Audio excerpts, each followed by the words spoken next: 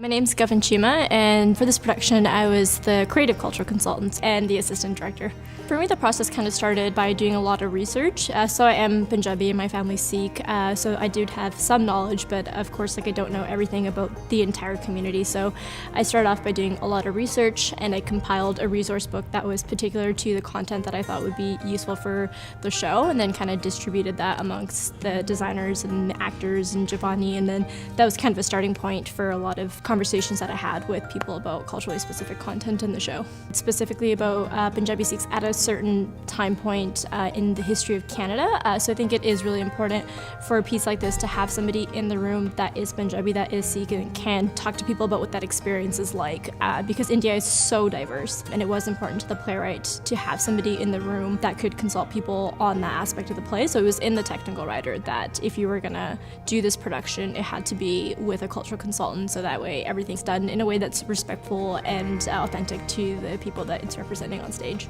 For one of the interlude scenes, we set up a makeshift Gurdwara, which is a Sikh temple, so working with Giovanni and making sure that's done right, trying to find the proper kirtan for that, working with costumes to make sure that all the costumes are accurate and also representative of the characters that the actors are playing. Two of the characters wear bugs, also known as turbans, so we had a workshop pretty early on in the process just to talk about what the significance of a bug is within Sikhi, and at this time in the 70s, what that meant to be wearing a bug. My dad, he immigrated here in the early 80s, so he kind of spoke to his experience. He also goes through a similar transition as one of the characters did,